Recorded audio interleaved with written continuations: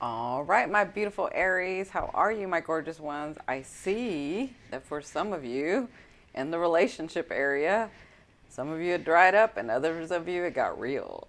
So, welcome, welcome everyone. For those of you that don't know me, my name is Cindy. I am the modern day spiritual advisor. I use multiple modalities, including astrology, tarot, mediumship, hypnotherapy, all kinds of stuff to help you on your path.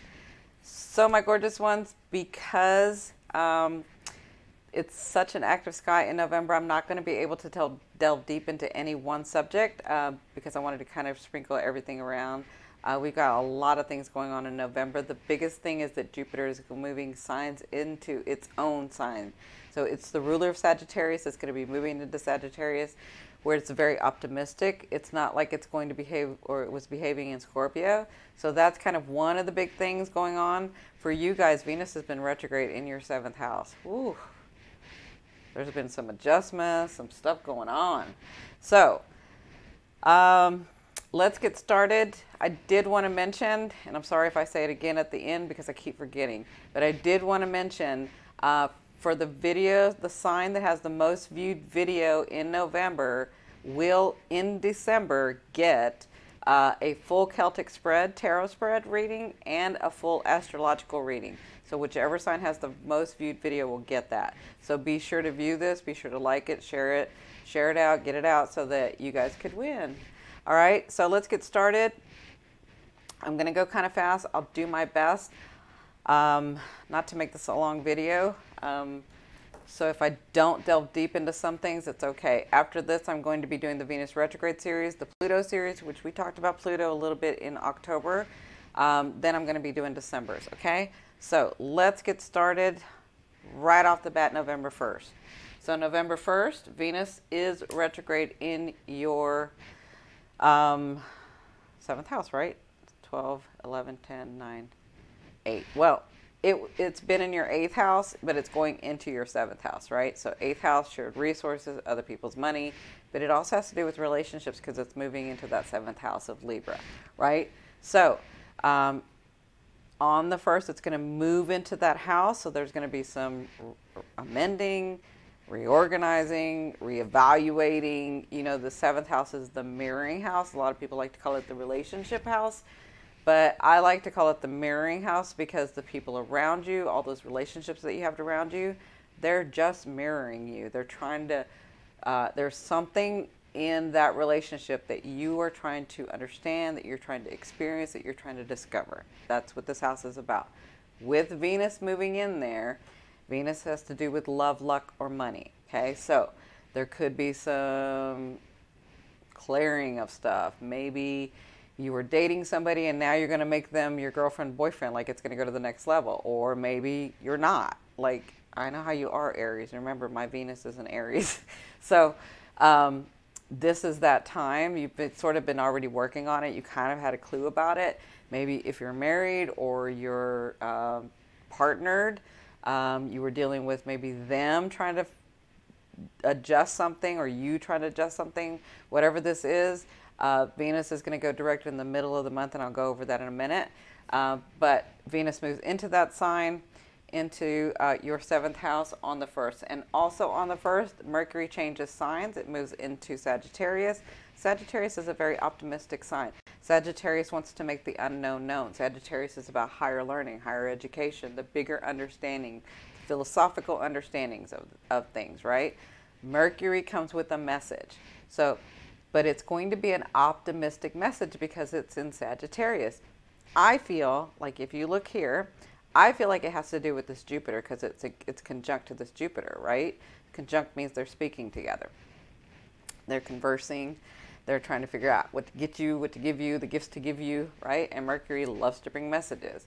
So in Scorpio, that's the 8th house of this house that you've been growing for over a year. Shared resources, other people's money, an inheritance, a bigger position. Could be dealing with the court system, could be dealing with your spouse, could be dealing with the divorce, could be dealing with something like that you've been working on this for a year. I feel like when these two conjunct, this is about this message, and it's an optimistic message if you've been working in this, okay? So that happens on the the 1st. And you know what? When Mercury goes into there, this is your 9th house. This is the Sagittarius house for you. So you guys, I know, have had a year or a year and a half where things weren't happening, or you thought they were one way and they totally unraveled and become another thing. Let me just say this. Not only are you going to have Jupiter, the ruling planet, in the sign of Sagittarius, which that's its ruler, but it's also for you guys in that house. That's the triple for me. That's like the triple bonus that it's going to gift you. It's going to gift you. Now, in the beginning, it's going to gift you from what you did in this house of Scorpio when Jupiter was there. This next year, it's a very different thing. It's about optimism, and I'll explain that in just a minute. So that's going into your 9th house of belief systems, 9th house of higher education, 9th house of foreign people, 9th house of foreign lands, the occult, mysticism, philosophy, this understanding, this different perception, this bigger perception, right? Mercury's bringing a message, so you have that sort of understanding. That happens on the 1st. Then on the 6th, I told you I'm going to try not to go deep. I can't help it sometimes. So on the 6th, this is another important thing. We have the North Node and the South Node. They're going to be changing signs. They change signs. Sorry, they go through a house between 16 and 18, 19 months, right? So the North Node is going to be, he was in Leo. He's going to be on the 6th, moving into Cancer. Wherever the North Node is, the South Node is opposite. South Node is going to be in Capricorn, okay? So the North Node in Cancer is going to be in your 4th house. The South Node is going to be in your 10th house. The 10th house is your career, your public life, your accolades, the things that you've worked so hard for, and your career, things you do out in the world, your life purpose. The 4th house is about your DNA, where you come from, who you are, what makes you feel good, what makes you feel comfortable, what makes you feel safe, what makes you feel happy, right? This is the discovery of that. That's this 4th house. Your North Node is going to be in there for 17, 18, 19 months. So during that time, wherever the North Node transits, it's where the most opportunity comes in. It's where you begin to focus your life in, because it's like things come to you, towards you, to cause you to focus on those things, right? Where your South Node is going to be, that is in your 10th house, that is no longer going to take precedence. Doesn't mean it's not important. It just means you're going to have to work hard to get to that. So you're going to have to work hard to get to that. It's going to be more about you. It's going to be more about where you come from. It's going to be more about what you want. It's going to be more about what makes you safe, what makes you comfortable, what makes you happy. If a partner does, if moving close to your family does, if traveling the world does. I mean, this is where you're figuring that out. Okay, and that's going to be going on for a while. That happens on the 6th. Then on the 7th, we have the new moon in Scorpio. So this new moon in Scorpio is in your 8th house of other people's money or shared resources. We talked about this already. New moons are about new beginnings. This is where fate, destiny, miracles step in. And this has to do with like whatever you've been working on with the shared resources, inheritance, a court case, yeah, a loan, a grant, something like that. Yeah, anything like that. If you've been working on it, I feel like with this Jupiter, you have new beginnings coming in that. So that's happening on the 17th, but also on that same day, Uranus changes into your sign. So you're going to feel this. You're really going to feel this. Uranus is the planet that likes to shock and awe, but it likes to shock and awe you so that it can liberate you. It's that thing where it shifts something, you're like, oh my God, and then you get everything done, and then once you figure everything out from all the shift, you're like, oh my God, that was like the best thing to happen. If that wouldn't have happened, I wouldn't have been here and gotten this or met this person, or my life wouldn't have changed in this way. That's a Uranus. So it's retrograde. It's moving back into your sign for a little bit. So you're going to be feeling this, but there's some amending, there's some shifting going on having to do with you and your shared resources. You and whoever you're dealing with these shared resources, okay? So that's going to happen on the 17th. On I'm sorry, not on the 17th. On the 7th, sorry, not on the 17th, on the 7th. On the 8th, can't even read my own writing. So on the 8th is when Jupiter changes signs. So Jupiter's moving into Sagittarius. That is a fellow fire sign for you. So Jupiter, the moon, and Mercury will be in there. And this will be, again, in your 9th house. So I feel like a lot of you, with this North Node changing, with Uranus coming into your sign, with Venus retrograding in your 7th house, I feel like a lot of you are going to be on this sort of self-discovery in this next year of, it's not like you don't know yourself, but I feel like you learn more about yourself in this next year. Like, you already know yourself, but I feel like, oh, I didn't realize I liked this. I didn't realize I was good at this. I didn't realize this was available to me. Like, that's what I'm feeling in this next year for you. And so remember, the lessons don't have to be like when they were in Scorpio. In Scorpio, Jupiter behaves very differently. In Scorpio, the lessons had to come through some sort of tension or pain sometimes, or crisis or chaos. In Sagittarius, it doesn't have to. Remember, you got the triple going on. 9th house, which is Jupiter's house, which is Sagittarius's house, which is Sagittarius, the sign is Jupiter's ruler. So it's the three. Three of it means you're going to be growing really big in this house. It's going to gift you something really good, something really cool. Because I feel like your lessons could be like, you know, you take a sabbatical and you learn about some sort of, maybe even astrology, or you study with a guru, or you go on vacation and then realize you're going to travel the world for the year. Like, it's something where you're self-discovering. I feel like that. And that's not for everybody, but I feel like that's the bigger energy. Like, not everybody's going to go world traveling, because not everybody's like me who thinks they need to go world traveling all the time. But there's this expansion of yourself, of knowing more of yourself. That's what's going to be coming, okay? Then on the 16th,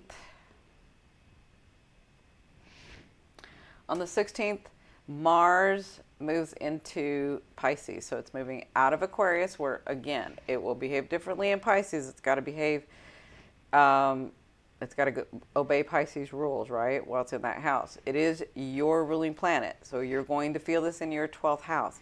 Your 12th house is about completions. Completions of past lives. Completions of your early lives. Completions of things that you've been doing that you're trying to complete. Things come through this 12th house where you're like, oh, okay, I learned this lesson and I'm done, right? And because Mars is your ruling planet, I feel like you'll be feeling this. I feel like, especially Neptune being retrograde in there, I haven't felt like you guys were doing a lot of like, where you get epiphanies, and some of you have, where you get epiphanies or dreams. But I feel like when Neptune and Mars are going to be together, and Neptune goes direct, and this is going to be in a couple, like in the next week, like the 20-something of November, I feel like that's when you get something come through, or some sort of epiphany, or somebody comes into your life and you're like, what? Like that, okay? So Mars is moving into your 12th house. It could also mean that some things that have been going on are going to now be going on behind the scenes, okay? That could be happening as well. So that's on the 16th where Mars goes into Pisces in your 12th house. But then on that same day is when Venus goes direct. Remember, Venus is in your 7th house. You're going to be highlighted with this house all month. I can tell you guys that. The relationship, that mirroring house, and then that 8th house, and then that 9th house, your belief system. So Venus going direct is going to begin to clear things up about the issues that you've had with these relationships. You're going to get some boundaries down. You're going to know what to do. You're going to know where these relationships are going. By this time, you're going to start getting clearer about that. Okay? So that's on the 16th. Then on the 17th, the very next day, Mercury goes retrograde. So Mercury going retrograde is, again, in your 9th house. I feel like when this clears up, Jupiter's giving you some gifts, some signs, some understanding, and Mercury's retrograde, There's going to be some adjustment in the way that you perceive things, the way that you understand things, the way that you're trying to, yeah, renegotiate some things. Okay, but I feel like it's you. It's not them or whoever you're dealing with. I feel like it's your understanding, because Mercury's retrograde in this house, so there's some mending, reworking, revising, right, for your understanding. Could be foreign people, could be foreign lands, could be court system or the law, but I feel like this is more your perception, okay? So that's on the 17th. Then on the 19th, you have a grand water trine. So grand trine, you guys know, is a divinely guided gift being brought to you because it's a water trine. It's going to be brought to you on an emotional level. It doesn't mean that it doesn't have to be physical. It just means emotionally. Now, it involves the sun in Scorpio, Chiron. So the sun in Scorpio, which is clearing up in that 8th house. Chiron in your 12th house, which is an old wound. If you don't know about Chiron, I have a Chiron video. I'll put it at the end in the description box below. And the North Node in Cancer. Okay, so this North Node is like clearing up with the sun. There's an opportunity for you to go on this path. Even dealing with this past wound, I feel like. There's an opportunity, there's a gift of some sort being brought to you, okay? So that's going to be happening on the 19th. Then on the 22nd, you have this full moon in Gemini. So some of you it's the 22nd. For me, it's the 23rd. You have this full moon in Gemini in your 3rd house. So not only do you have the 9th house where Sagittarius is, but Gemini is the 3rd house. And it's going to be for you the 3rd house. So full moons are about releasing, letting go of what no longer serves you, but it's also about the sun shining onto the moon to illuminate some part of this house that you hadn't been able to see clearly before, so that you can release, so that you can let go. This 3rd house is about communication. It's about the media. It's about your neighbors. It's about your siblings. It's about your coworkers. So it could be about any of those things that you're going to be releasing so that you can move forward on your path. And this is where fate, destiny, and miracles can step in. Again, I'll have my full moon, new moon video out. So that happens on the 22nd, 23rd, then on the 24th, 25th, depending on where you are in the world. 24th, 25th. This is when Neptune turns direct. So Neptune turns direct. It is also conjunct on this day to Mars. So it conjunct in the 12th house. This is where I feel like you'll get an epiphany. Some of you, somebody may just show up. Like you may bump into somebody, you may meet somebody, and they change your life. That's kind of how I'm feeling with this with you guys. Or you have this dream or this thing that you've been working on behind the scenes comes forth. Yeah, like it gets resolved. It comes forth. Okay, so that could be happening for you guys. So that rounds out the end of the month. Let's pull some cards and see what's going on. I've already shuffled your cards, but I'll shuffle them again while we're talking. And then I will cut them and see where we're going with this, okay?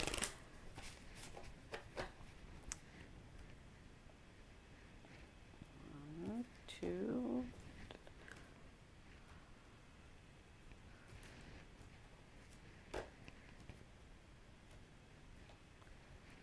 All right. So let's see. So where is Aries in November beginning? I feel like some of you guys are going to have this happen. So you have the Lovers card. So this card doesn't just mean lovers, okay? This card to me is a karmic card. This card to me is about two people coming together, growing in a lesson, and then once the lesson is done, you both decide. It's a 50-50 card. You decide whether you want to stay or go, but both of you have to, okay? This is like a karmic sort of, I've come down here to help you learn this lesson. You've come down here to help me learn this lesson, okay? So it can be in love. It can be in business. It can be in family. It can be in a lot of things. But I feel like you'll kind of know the direction you're going in the beginning of November, probably by now already. But you're going to be dealing with this. And then what is Spirit's advice in this situation? You have the Justice card. So I do feel a lot of you are dealing with this court or a case or, I don't know, some money, some resources that you're having shared or you've had to share or you're figuring out how to share. I don't know. So the Justice card means that to me, but it also, their advice is things will balance out, and be sure to take the action when those things come to you. You don't have a problem taking action. You're an Aries. But their advice in this situation is to stay balanced, okay? I kind of am hearing that a lot. Like, have integrity and stay balanced. What I mean about this is, for some of you, whoever this is that's coming, if it's in the love area or a partner of some sort, business or personal, you have such a big heart that you will like forget yourself and do everything for them, right? And so they're saying stay balanced. Remember your boundaries. Remember not to give it all. Remember to receive love as well as you give love. Okay, that's what I'm hearing with the balance thing. And the other thing is to have integrity, even if you feel like you're being jilted in some way. Like if this has to do with the resources or with a court or whatever, a divorce, whatever this is, remember there's a lesson. Remember that no one has ever or will ever do anything to you that you have not agreed to or allowed. That's what I'm getting with this, okay? So, what's the ending of November? I have the Eight of Pentacles, which is a really, really good thing. So the Eight of Pentacles to me is about really studying hard, really looking at your options, really investigating and trying to figure this out, diligently working and coming from your experiences, coming from your experience of your knowledge that you've had in your past, because I see like where you take the coins down. And this, what happens is this particular coin or this thing that you're working on begins to grow and to flourish, and because you've nourished it with such focus. And we talked about this with your Pluto. It's about continuing to focus and finishing things out, right, to manifest. But I feel like whatever this is, you'll be working on it some more. So whatever this is, and this to me could mean like the Eight of Coins, that this has to do with love, and you meet this partner, then this love would mean that I'm working hard in a relationship, right? So it could mean that too, all right?